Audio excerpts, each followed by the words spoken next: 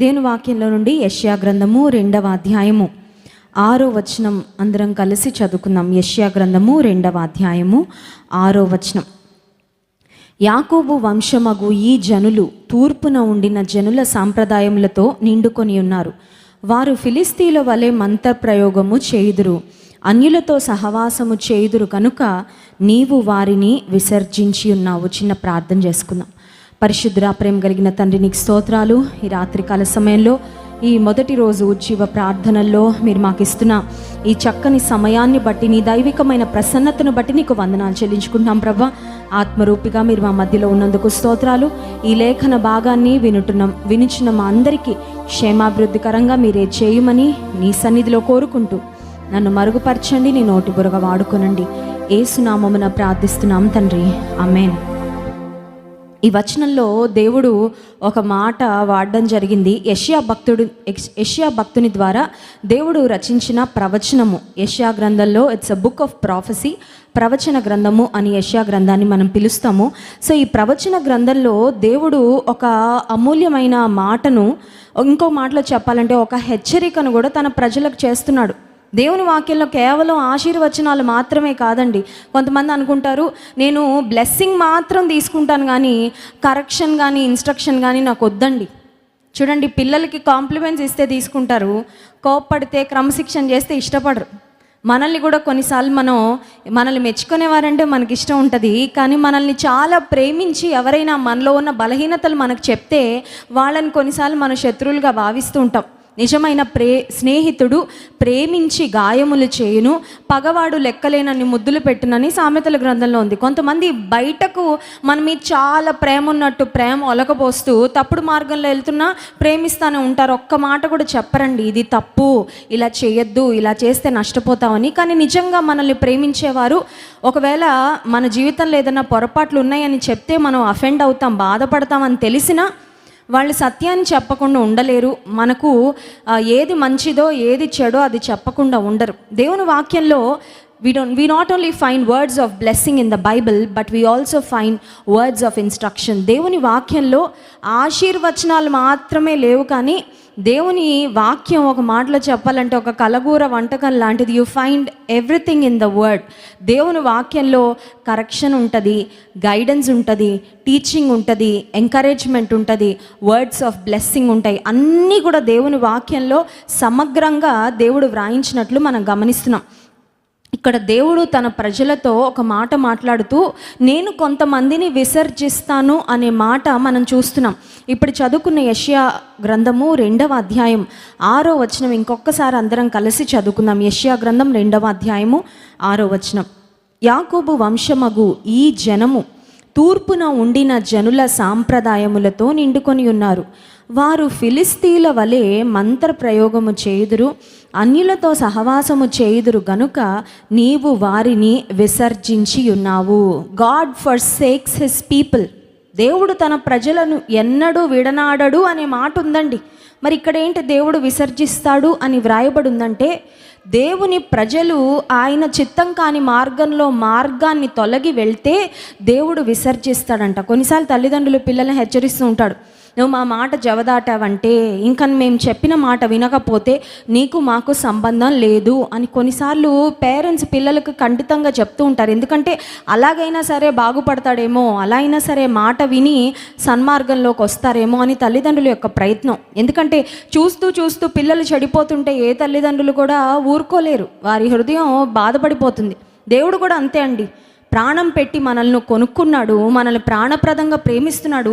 చూస్తూ మనం లోకంలో కలిసిపోతుంటే, చూస్తూనే మనం నశించిపోతుంటే దేవుని హృదయము చాలా బాధ, మరి ఆయన హృదయం నిండా ఆవేదన. ఇక్కడ దేవుని వాక్యం సెలవిస్తుంది, God forsakes his people when. ఎప్పుడు దేవుడు విసర్జిస్తాడు, ఎప్పుడు దేవుడు విడిచిపెడతాడు అని ఆలోచిస్తే ఇక్కడ చాలా స్పష్టంగా కొన్ని మాటలు మనం గమనిస్తున్నాం. అదేంటంటే, ఈ జనము తూర్పున ఉండిన జనుల సాంప్రదాయములతో నిండుకొని ఉన్నారు. They are following the traditions and the culture. చూడండి, భారతదేశంలో ఒక స్త్రీ ఇలా వస్త్రధారణ చేసుకోవాలంటే అదేం పాపం కాదు. కానీ కొన్నిసార్లు మనం ఏ ప్రాంతంలో ఏ ప్రజల మధ్యలో నివసిస్తున్నామో అన్ని ట్రెడిషన్స్ను, అన్ని సాంప్రదాయములను కొన్నిసార్లు మనం పాటించాలి అని ప్రయత్నం చేస్తూ ఉంటే దేవుడు చెప్తున్నాడు, మీరు లోక మర్యాదను అనుసరించి నడుచుకోవడం నాకు ఇష్టము లేదు. Do not be confirm to the pattern of this world. విశ్వాసి ఫ్లెక్సిబుల్గా ఉండాలి. ఏ విషయంలో ఫ్లెక్సిబుల్గా ఉండాలంటే, దేవుడు మనల్ని ఎలా ఉండాలని ఆశిస్తున్నాడో ఆ రూపంలోకి మనం మలచబడడానికి ఫ్లెక్సిబుల్గా ఉండాలి. కానీ లోకం మనల్ని ఏ మోల్డ్లోకి మనల్ని స్క్వీజ్ చేయాలని చూస్తుందో ఆ మోల్డ్లోకి వెళ్ళడానికి మాత్రం మనం ఏమాత్రం ఇష్టపడకూడదు. చూడండి, ఒక వాటర్ మనం తీసుకుంటే ఏ షేప్ కంటైనర్లో వేస్తే ఆ వాటర్కి ఆ షేప్ వచ్చేస్తుంది. కొన్నిసార్లు మన పరిస్థితి కూడా అలాగే ఉంటుంది. లోకంలోకి వెళ్ళినప్పుడేమో వాళ్ళలాగా ఉండిపోతాం, వాళ్ళతో కలిసిపోతాం, వాళ్ళలాంటి పద్ధతులే, వాళ్ళలాంటి విధానాలే, అన్యజనులకి మనకి ఎలాంటి తేడా లేదు అన్నట్లుగా వారి సాంప్రదాయాలలాగే మనం కూడా ఫాలో అవుతూ ఉంటాం. దేవుడు చెప్తున్నాడు, నాకు అది ఇష్టం లేదు. దేవుడు మనల్ని ఏర్పరచుకున్నాడు అనే మాట వాక్యంలో గమనిస్తాం. గాడ్ హ్యాస్ చోజన్ అస్. ఎందుకండి దేవుడు మనల్ని ఎందుకు ఇలా పిక్ చేసుకున్నాడు? ఒక కూరగాయల షాప్కో లేకపోతే ఒక ఫ్రూట్స్ స్టాల్కి మనం వెళ్తే కావలసిన పండ్లను చూసి మనం ఎంచుకుంటాం. ఏది పడితే అది ఇచ్చేయండి అని మనం అలా వదిలిపెట్టాం కదా. వి పిక్ అండ్ చూస్.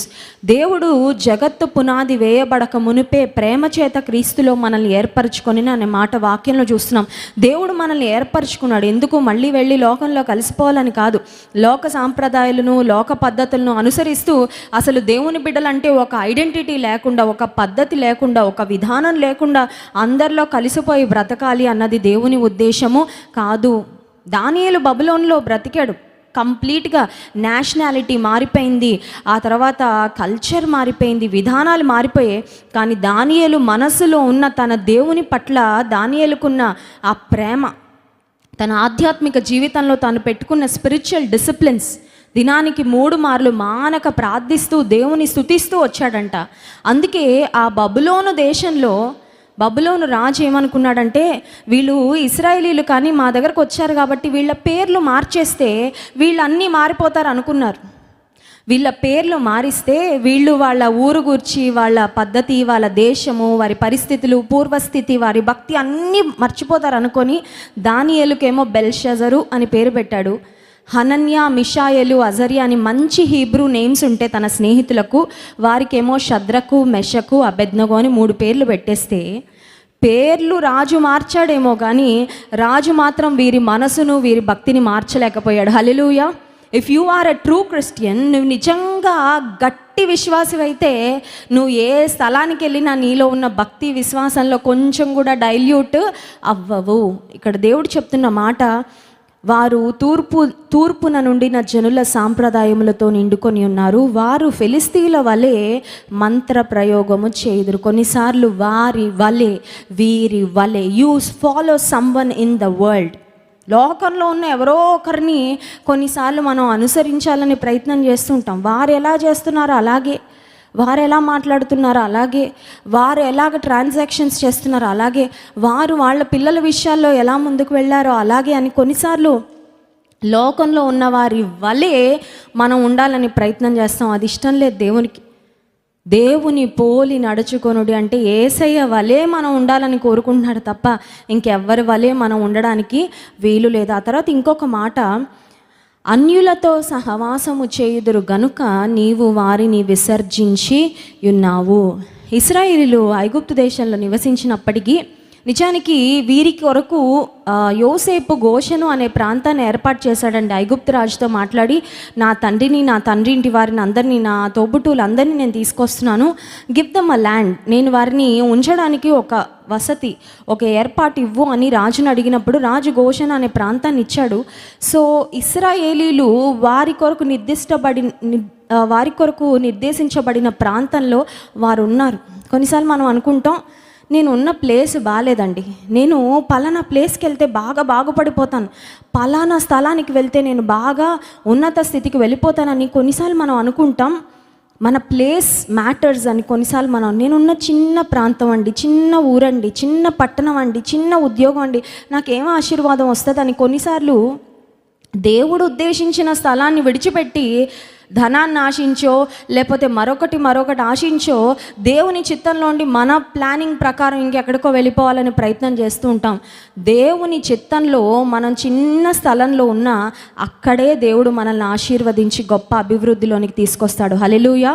లోతు అదే పొరపాటు చేశాడు తన జీవితంలో.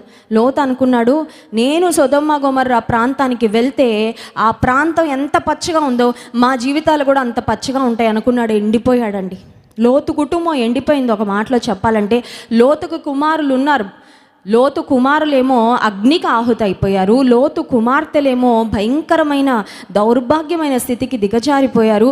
లోతు భార్య అయితే ప్రతి స్త్రీకి ఒక వార్నింగ్, వెనక్కి తిరిగి చూడొద్దు, లోకాన్ని చూడొద్దు, don't look at the world అనడానికి ఒక సాదృశ్యంగా లోతు భార్య ఈనాడు ప్రతి ఒక్కరికి ఒక రాంగ్ ఎగ్జాంపుల్, ఒక తప్పుడు మాదిరి ఆమె జీవితంలో కనపరిచిన స్త్రీగా మనం చూస్తున్నాం. లోతు అనుకున్నాడు, పచ్చగా ఉంది ప్రాంతం, మా పొలాలు బాగా పండుతాయి, పంటలు బాగా పండుతాయి, ఆ తర్వాత మా దగ్గర పశు సంపద వర్ధిల్లుతాయి, చాలా ఆస్తిపాస్తులు సంపాదించుకోవచ్చు, అన్నీ సంపాదించుకున్నాడు. అగ్నికి మొత్తం బూడిదైపోయాయి. ప్రాణం ఒక్కటే దక్కించుకోగలిగాడు. ఒక మాటలో చెప్పాలంటే ఒక నిరాశకరమైన స్థితిలో వెళ్ళినప్పుడు కోటి ఆశలతో వెళ్ళాడు సొదొమ గొమొర్రాలోనికి లోతు. కానీ బయటకు వచ్చేటప్పుడు ఒట్టి చేతులతో నిరాశగా వెనక్కి ఆ ప్రాంతంలో ఉండి బయటకు వచ్చాడు. కొన్నిసార్లు దేవుని చిత్తంగాని స్థానాన్ని, ఉద్యోగాన్ని, దేవుని చిత్తంగాని ఏదో మనం ఎంచుకొని వెళ్ళిపోయాక కొన్నిసార్లు మనకి దొరికేది ఏంటంటే డిసప్పాయింట్మెంట్ అండి. అన్నీ పోగొట్టుకున్నాక, అన్నీ కోల్పోయాక నయోమి యొక్క కుటుంబం ఎలా అయితే మోయాబుకు వెళ్ళి అన్నీ కోల్పోయిన స్థితిలో అత్తా కోడళ్ళు మళ్ళీ బెత్లెహేముకు తిరిగి వచ్చినట్లు కొన్నిసార్లు అన్యుల సాంప్రదాయాలు, అన్యుల పద్ధతులు వాటిలో మునిగిపోదాంలే, దేవుని బిడ్డలతో ఉంటే ఇక్కడ కొంచెం శ్రమగా అనిపిస్తుంది, కొంచెం కష్టంగా ఉంది, విశ్వాసాన్ని విడిచిపెట్టి ఒకసారి ట్రై చేద్దాం లోకాన్ని అని కొంతమంది లోకాన్ని ట్రై చేయడానికి వెళ్ళి లోకంలో మునిగిపోయి భయంకరమైన నష్టాన్ని పొందుకున్న వారు చాలామంది బైబిల్లో ఉన్నారు. చాలామంది మన కళ్ళ ఎదుట కూడా కనబడుతూనే ఉన్నారు. దేవుడు చెప్తున్నాడు, అన్యులతో సహవాసము చేయుదురు గనుక నీవు వారిని విసర్జించి ఉన్న. మరి మనం ఎవరితో సహవాసం చేయాలంటే మొదటిగా దేవునితో సహవాసం చేయాలి, రెండవది దేవుని ప్రజలతో సహవాసం చేయాలి. Hallelujah. So choose God and choose godly people. దైవికమైన సహవాసాన్ని ఏర్పాటు. 500 మంది అక్కర్లేదు, 1000 మంది అక్కర్లేదు, నీతో పాటు నాకు ఇంతమంది ఉన్నారని చెప్పుకోవడానికి. నిన్ను ప్రేమించి నీ కొరకు ప్రార్థన చేసే ఒక్కరున్నా నీకు వారు గొప్ప ఆస్తే. దేవునితో నువ్వు సహవాసం చేస్తే అసలు నాకు స్నేహితులు లేరు, నాతో మాట్లాడేవారు లేరు అనే తాపత్రయమే ఉండదండి.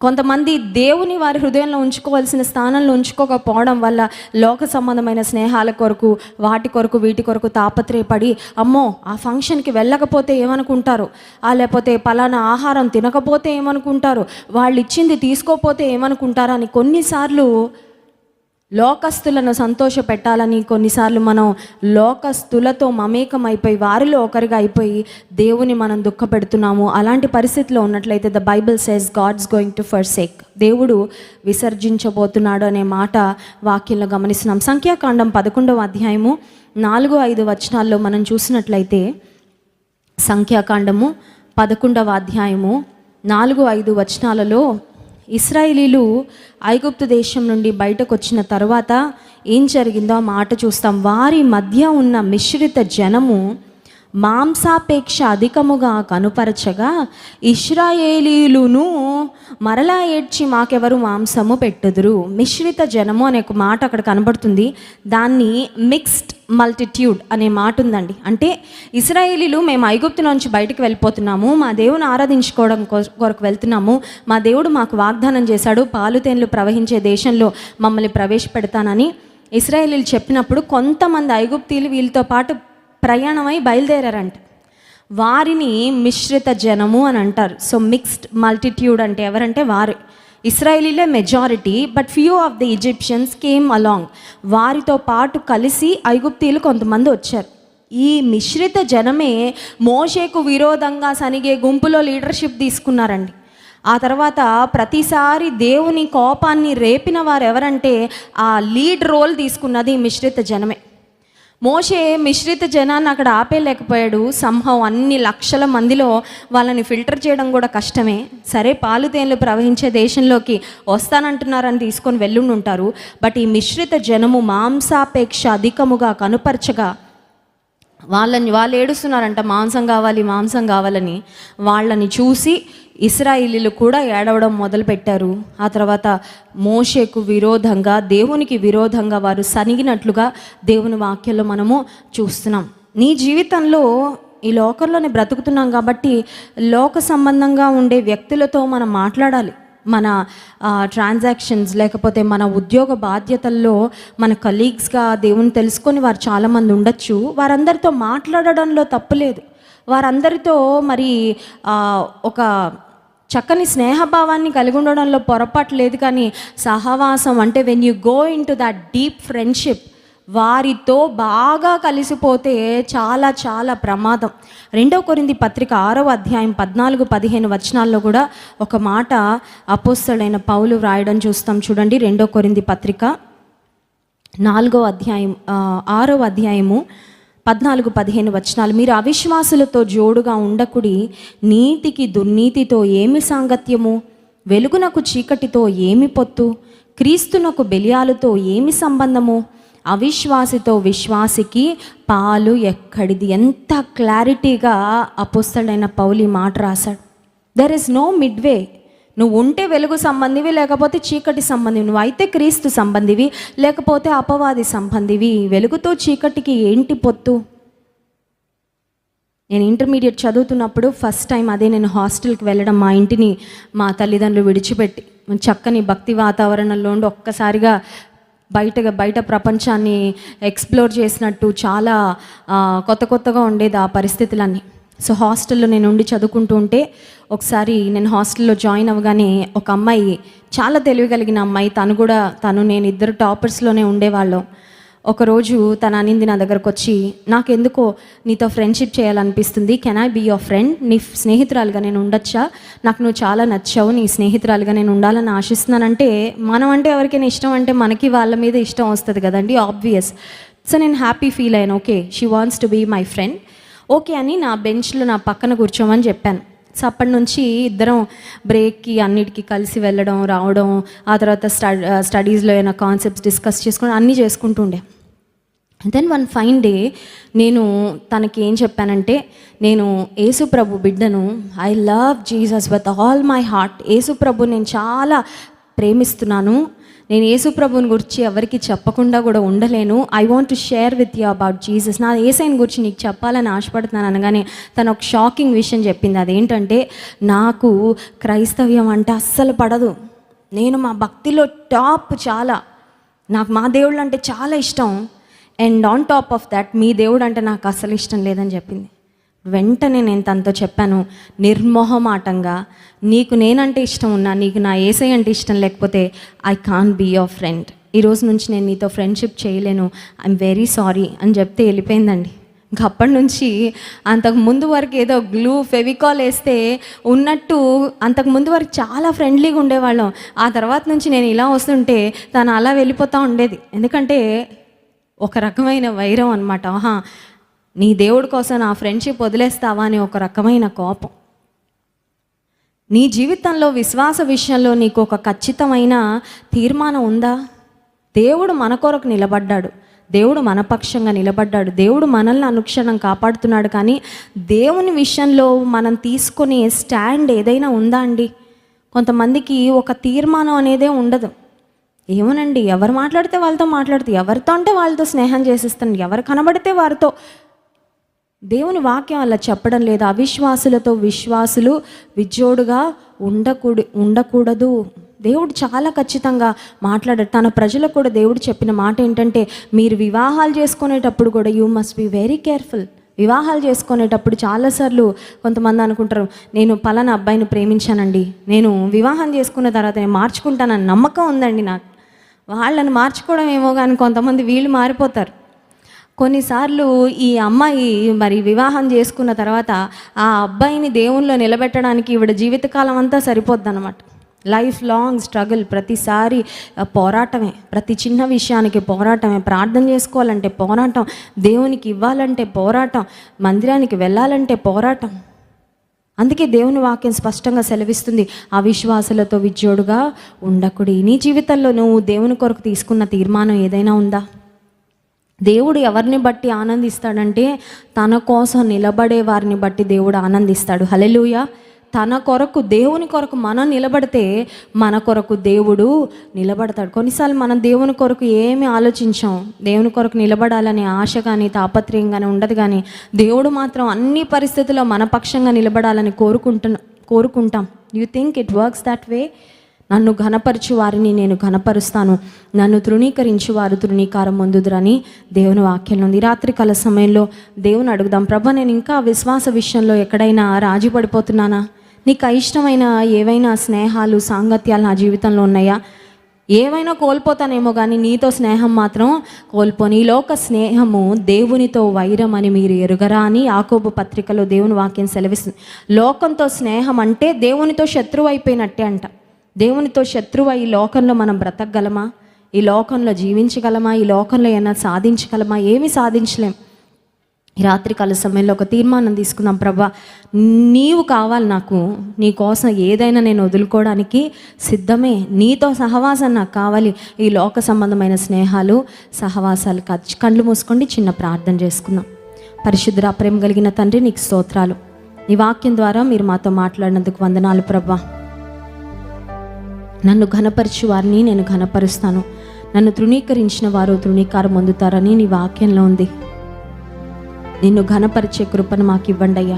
మీ కొరకు ఖచ్చితమైన తీర్మానాలు ఈ లోకంలో మేము తీసుకొని నిన్ను ఘనపరచడానికి, నీ కొరకు నిలబడడానికి కావలసిన కృప దయచేయండి. విశ్వాసంలో రాజీ పడిపోతూ అవిశ్వాసులతో స్నేహం చేస్తూ ఎంతమంది ఆధ్యాత్మికంగా పతనం అయిపోయారో వారికి ఒక మేల్కొల్పునివ్వండి ప్రభా. వారి మనోనేత్రాలు వెలిగించండి. తిరిగి తప్పిపోయిన కుమారుడు తండ్రి వద్దకు వచ్చినట్లుగా వారిని తిరిగి నీ వద్దకు మీరు ఆకర్షించి విశ్వాసంలో స్థిరపరిచి ఆశీర్వదించమని యేసు నామమున ప్రార్థిస్తున్నాం తండ్రి. ఆమేన్.